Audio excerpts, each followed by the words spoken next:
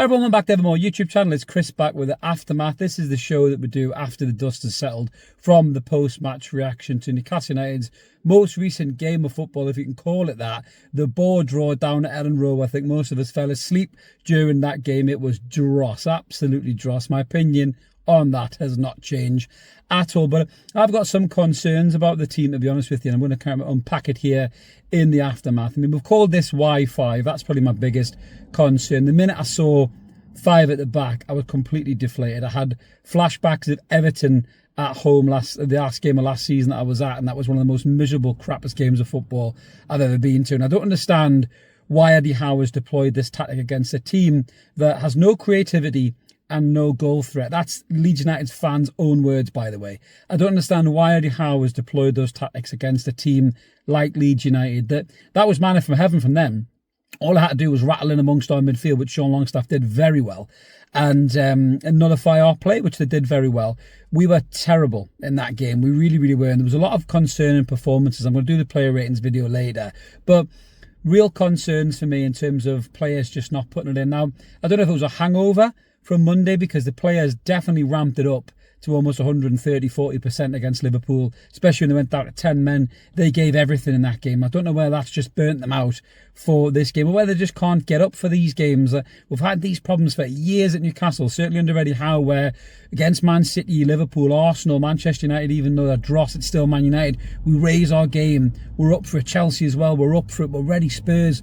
Those are the games where Newcastle United turn up, show up, do what they do. But against Leeds, Wolverhampton Wanderers, Leicester when they win the league, you know, those kind of teams, we just don't show up for those games. We struggle to get it up, you know, and that really frustrates me. I thought Eddie Howe might have got a better tune out of the club for that regard, but there's no doubt about it. The name that still keeps getting mentioned, the Alexander Isak effect, has had a massive deharmonising factor on the squad. There is no doubt about it. The first 2 games were probably played on emotion. The first game, I think, had a point to prove that we don't need Alexander Isak to win a game, and we actually did, by the looks of it, sadly. But we did try, and I think if Gordon had his shooting boots on, not slippers and a Langer, maybe square it to Gordon in the first half rather than trying to shoot, I think we would have won that game. You know, if we'd managed to have a better centre forward on the pitch against Liverpool, we'd have won that game. We'd have won 6 points. And if we had a better centre forward on the pitch against Leeds United, we would have won that game. Will Osula, you know, he's a lovable character. He's a bit crackers and loopy, you know, dancing around, W's in the chat and all that. I wouldn't want to be stuck in a lift with him, by the way. Fuck me, that would drive me nuts. It really would. But working in sales, I've met people like that before that never shut the fuck up, and you just want a bit of peace sometimes. That looks like Will Osula to me. But he works hard, and he's got a bit of pace, and he's got a little bit about him, but he's fucking headless, man. He's got no clue what he needs to do, where he needs to stand. He doesn't know when to pull short, when to go deep, when to spin. You know, he went in for a header and he fucking clattered the lad with an elbow. He's looking at to get a red card for that. I just don't understand what the hell he was playing at. He's nowhere near ready for Premier League football, and he's 22 years old now. We just signed, you know, Nick Voltemade from Stuttgart, who's 23 and 24 in February. He's only a year older than Will Osula. Will Osula's miles off Premier League football. Lovely kid, no doubt about it. Really works hard, but I was a bit unsure when the signing went through in the first place, and I've never changed my tact on that. You know, he showed little bits against really poor teams like Bromley, you know, at St James's Park, you know, Ipswich in the Premier League. He's never really showed it against a proper Premier League outfit, and Leeds United have just been promoted. They're not even a proper Premier League outfit. But yeah, Will Osula is not the answer. Newcastle need to get another centre forward in, and on top of Nick Voltemade, who watched that in the stands, he must have thought, fuck me, I'm walking to this team. You know, he seems like a lovely kid and very humble as well, but I'd be thinking that if I was him, no doubt about it. But the whole team just looked completely disjointed. Bruno Guimaraes, what a drop-off from Monday night to what he was against Leeds. Give the ball away loads, let Sean Longstaff get in amongst them. Wasn't being clever with them fouls, stupid tackles, overplaying with the ball. Tonali looked poor. I think Lewis Miley's got a right to be disappointed that he didn't start the game with Eddie Howe's weird 5 at the back formation. I thought Louis Miley at least showed a little bit of something when he come off the bench. Kieran Trippier set pieces are fucking dreadful. You know, this talk of Kieran Trippier being a set piece specialist is for the birds now. That is long gone. That ship has long since sailed. You know, outside of the cup final, I can't remember the last time he put a good cross in the box. You know, he looks leggy as well. He looks tired. He looks old in the last couple of games. You know, even against Villa, a lot of the times the ball was going over his head. And, you know, I love Trips as a character and as a leader. But like I've said before, break him out like that special bottle of whiskey for big Champions League nights where you need that experience and that nous, and you don't be stupid and give the ball away. But now is the time for me. Now is the time in the next game for Tino Livramento to go back to right back and stay at right back and bring in Lewis Hall at left back, who's looked good for a couple of cameos. I know Eddie wants him fully fit. We all want him fully fit. But Wolves has got to be the time, Eddie. Bring the two young lads in, put Tino back at right back, put Lewis Hall back at left back, and put Trippier on the bench, because those legs do not look in good shape. They really, really don't. Nick Pope was all right in terms of the, you know, what he did, and, you know, good save from Calvert-Lewin at the end. I tell you something, Calvert-Lewin's a bit sharper with more of a pre-season. That goes in the bottom corner. That's 1-0 Leeds, and they rightly win that game. So we're very lucky we didn't lose the game in many ways, but we look so disjointed.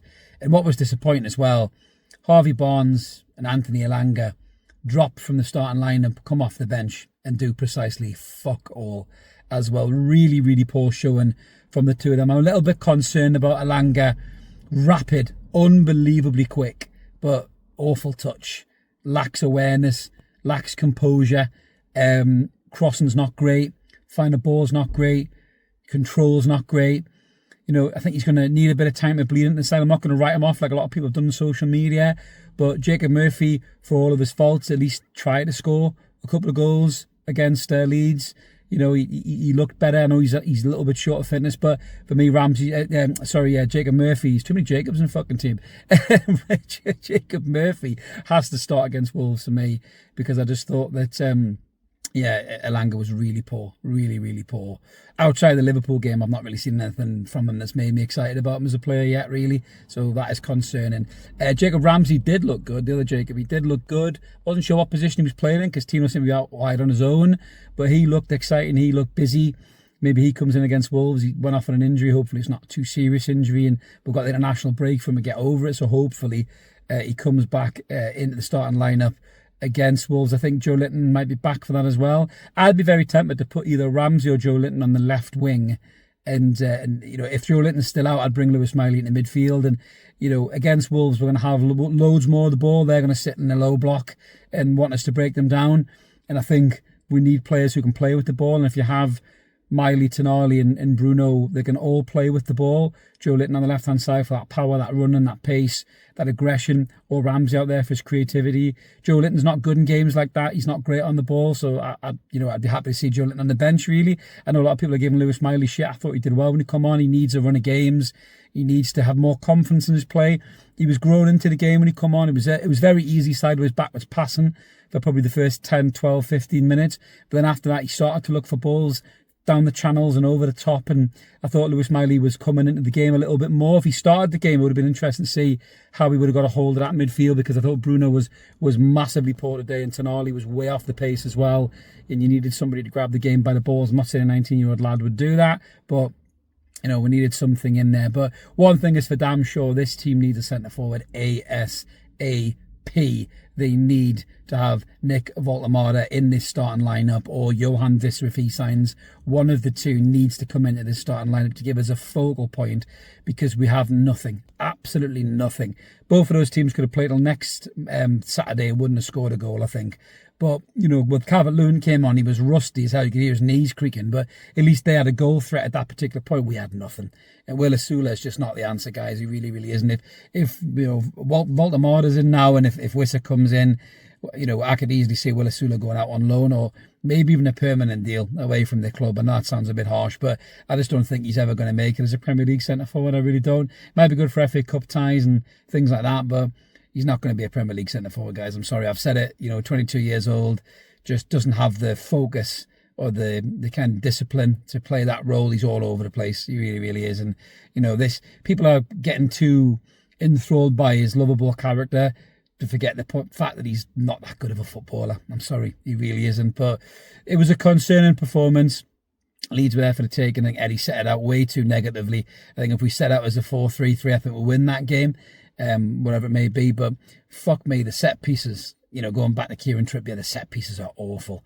If Kieran Trippier's going to stay in this side, he has to come off set pieces. Sandro Tonali has to go on those set pieces, or even Lewis Hall if he's starting the games. Somebody else get on the set pieces, because the set pieces are awful.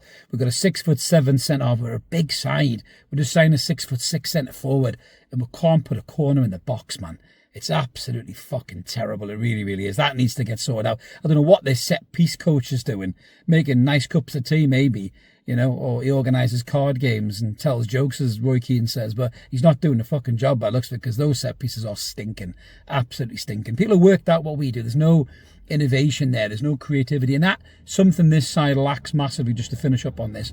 We don't have any creativity. I know a lot of Newcastle fans turn their nose up at the thought of Jack Grealish on loan. Look what he's doing at Everton. Look at that creative influence that kid's got for that Everton side. It's not a great side. You know, he's arriving in pockets of space. That was hard to say. He was popping up in pockets of space, is what I was trying to say. And he's finding little balls around the corner. He's so good on the ball. He's disrupting teams. He's panicking them. You know, Newcastle don't have a player like that. We have no creative influence right now in that side. And that is a real worry for me. And that's something that we probably should have addressed in this transfer window as well. The Grealish deal, for me, I think wouldn't have been a bad one to look at, to be honest with you, especially with Isak pulling the shit he pulled. You know, if Gordon had been playing through the middle and Grealish had come in, maybe could have given us some creative influence to get something out of them first 2 games potentially. But, you know, it's been and gone now. But the team does lack a lot of creative influence. I know there's players to come back in, Gordon's to come back in, who's creative and gets goals. Voldemort can be creative and score goals as well. Maybe if another striker comes in like a Visser, you know, to me, they all add quality, creativity and goals. So I'm not panicking too much. But what's pissing me off here, Newcastle should really be sitting at 9 points top of the league. And we know the reason that we're not. And he wants to go and play for Liverpool. And that's the reason that we're not. Because he's not professional and he's a fucking arsehole. And when he does go to Liverpool, tune in for the rant, because I'm going to give it to this prick, both Barrels and as representative, and Liverpool as well, that nobody in the media is talking about. I think the way they've handled things is extremely murky and underhanded as well. But we'll wait for the transfer deadline day on Monday for me to get stuck into that. I'm away with work for a couple of days next week, so I'll get that one out and done, and we'll get it uploaded for you before I disappear off. Just make sure your children aren't in the room when you watch that one. But yeah, in terms of the aftermath, poor. I wanted better, I wanted more, but you know, we didn't lose the game, I suppose, as a positive. But let us know in the comments below what you think about the performance. What are you concerned about the team? Do you think the points I've raised there are valid? Are you concerned about anything else in particular? And what do you think we should do before the window shuts? Like and subscribe. Keep it evermore, guys. Have a bella. See you later.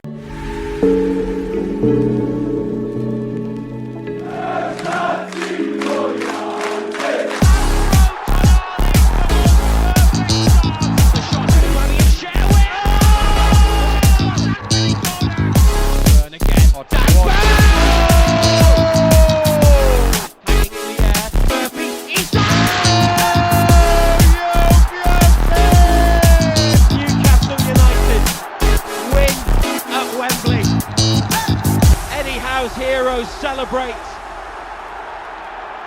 They have done it.